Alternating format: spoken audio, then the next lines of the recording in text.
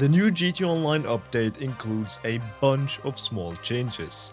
The Agents of Sabotage DLC hasn't been the biggest update, but it has still made an impact. In today's video, we'll go through all there is to know about this new DLC.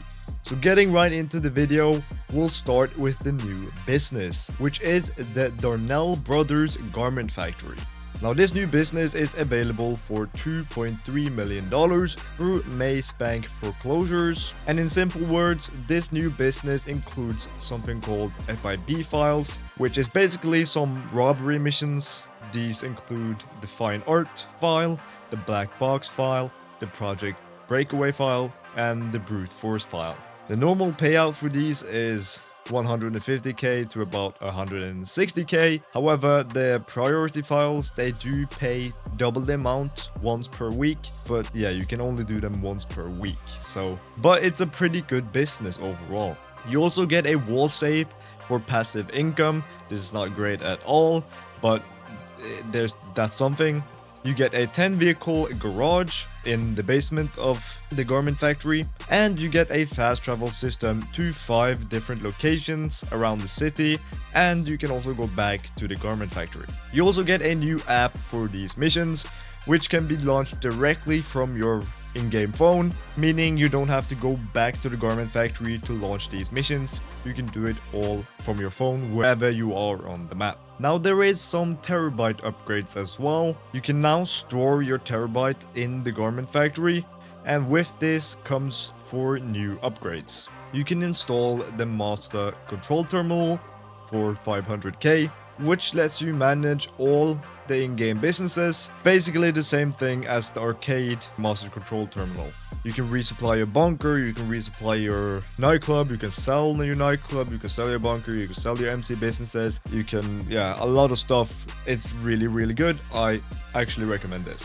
You can also install the collectible scanner for 1.4 million. This helps you find nearby collectibles when you're using the Terabyte. Do not buy this, it's not worth it. Just go on gtaweb.eu and find the collectibles there. You don't need this collectible scanner for that much money. The third thing you can install is the silent running. This costs $425,000. This basically hides the Terabyte's blip when you're stationary. People can't see you when you're stationary on the map and you're inside the Terabyte. And the last installment you can get is the missile lock-on jammer, which costs 425k as well. This is pretty self-explanatory.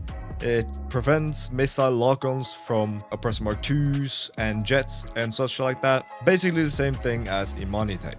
Now there is 6 different vehicles that have been added. These are the Bravado Banshee GTS, which is $1.9 million. You can also get a HSW upgrade for this one. The Dinka Jester R wide body, which is $2.3 million. The Karen Chavos V6, which is $1.4 million. The Canis Terminus Patrol, which is a police vehicle, which you can get for $5.1 million. Or if you get the trade price, you can get it for $3.8 million. The Vapid Caracara Pursuit, which is also a police vehicle, you can pick this one up for $5.3 million. Or if you get the trade price, you can get it for $4 million. And the last vehicle is the Police Predator Boat. This is free for people that participated in the $20 trillion heist challenge that Rockstar had. But normally the Police Predator Boat is about $3.8 million. Make sure that you log on GTA and get this police boat before the end of the year, because if you don't get it before that, then you will need to pay for this if you ever want it. So get it now while it's still free. We also got some vehicle updates. Missile lock-on jammers can now be equipped on nearly 50 different vehicles, including 26 reintroduced to dealerships. So vehicles like the Anis RE7B, the Sterling GT, the Pegasus Infernus can now all have the missile lock-on jammer on them.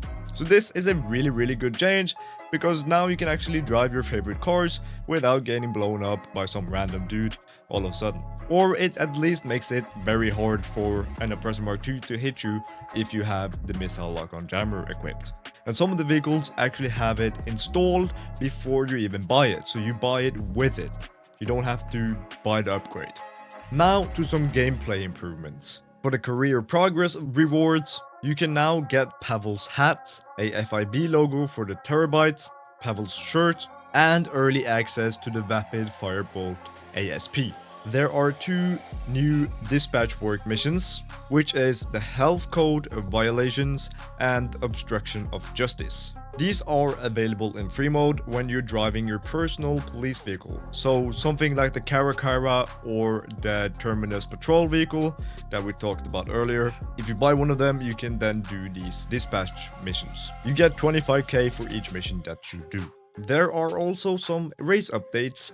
You now get increased payouts for drag and drift races, and there is some new stunt race creation features like default catch-up settings and customizable weather settings. Some more quality of life updates is that you now have over 100 new male and female clothing items, including some anime hoodies. You have 1 new male and 1 new female hairstyle added. Body armor is now provided during certain missions like robberies, Project Overthrow, and such. Emergency lights on owned law enforcement vehicles can now toggle the lights independently of sirens. You don't need the sirens and the lights. If you just want the blue lights, then you can do that without the sirens now. Some quick bug fixes and balancing. The nightclub has been changed. The popularity glitch is now been patched. This is where you went into passive mode and you threw out a troublemaker. And they have also reduced the VIP spook threshold during transport missions. So you know when you're transporting some VIPs to their house or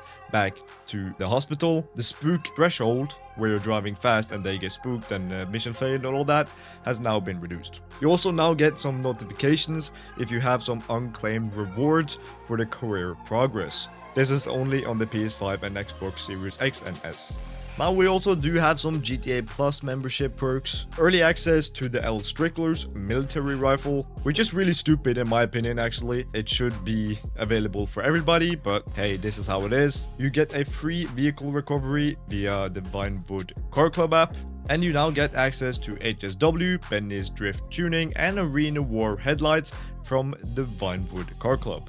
So all in all, this update is quite exciting as it introduces pretty nice quality of life changes, some gameplay refinements, and then exciting new content for us long-term players. Stuff like the career progress rewards are always nice to get, so we actually have something to grind for, and then the new business is actually pretty fun. Now, if you're wondering how good this new business really is and want a bit more information about it, then feel free to check out my money guide on it on screen now. That video goes through everything you need to know.